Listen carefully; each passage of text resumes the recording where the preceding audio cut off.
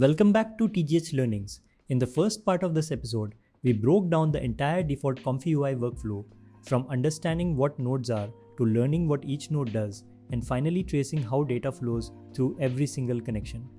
If you watched that carefully, you now understand why the workflow works, not just how to use it, but theory alone won't make you comfortable with ComfyUI. In this part, we are going to get hands-on. We'll modify the default workflow together, add new nodes, change settings, intentionally break things, and even fix common mistakes. By the end of this video, you'll be confident enough to start experimenting with your own workflows instead of just copying someone else's. So open ComfyUI on your computer, load the default workflow, and let's start building.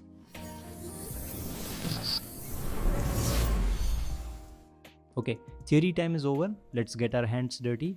I'm going to do 3 live modifications to this default workflow right now, and I want you to follow along on your own canvas at the same time. First task, I want to add a preview image node so I can see my result without automatically saving every test run. Right-click on the canvas anywhere in the empty space. A menu appears, hover over Add Node, then Image in the list, then click Preview Image or double-click the canvas and search for Preview Image. A new node appears.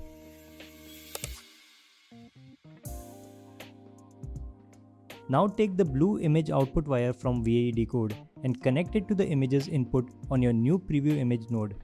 You can have one output connect to multiple inputs, just drag from the same port again. Now you have both a save and a preview node receiving the same image output. Second task, click on the empty latent image node. You can see the width and height parameters right there on the node. I'm going to change the width from 5112 to 768 for a wider image. Just click the number field and type the new value.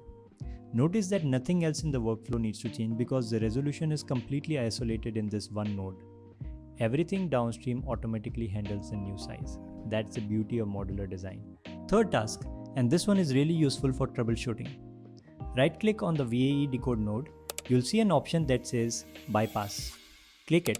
The node turns purple. Now try to queue a prompt. ComfyUI will tell you the pipeline is broken because nothing is decoding the latent to pixels anymore. Right-click the bypass node again and click Remove Bypass to toggle it back on or Ctrl+B to turn on and off the bypass. This is how you isolate nodes when troubleshooting by turning them off temporarily without deleting them. At some point, probably soon, you're going to see a red error pop up in ComfyUI and a broken workflow. Don't panic, ComfyUI's error messages are actually quite readable once you know what to look for. Let me show you the 5 most common ones and exactly what they mean. The golden rule for debugging ComfyUI is read the error in the terminal window, not just the pop-up. The browser pop-up gives you a simplified version.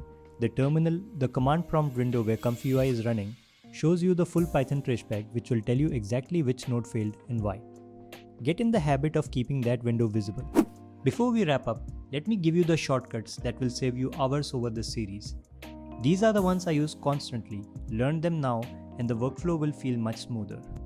Let's do a quick recap of what we covered in the episode 2.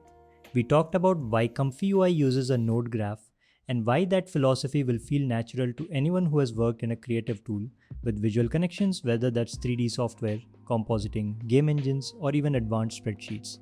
We broke down the anatomy of a single node, title, ports, parameters, colors. We went through every single node in the default workflow. Load checkpoint, clip, text encode, ksamper, empty latent image, VAE decode, and save image, and we know what each one does. We traced the complete data flow from top to bottom. We modified the workflow live, and we covered the most common errors and how to read them. In episode 3, we go deep on prompt engineering. Now that you understand the pipeline, we are going to focus on the thing that has the single biggest impact on your output quality, how you write your prompts. We'll cover positive and negative prompt structure, CFG scale, samplers, schedulers, and I'll show you the exact formula I use to get consistently cinematic results from even a basic model. It's one of the most practically useful episodes in the series.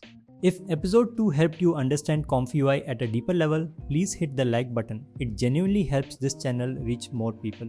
Subscribe if you haven't already and share this with any 3D artist or creative professional who you think would benefit. This is TGH Learnings. I'll see you in episode 3.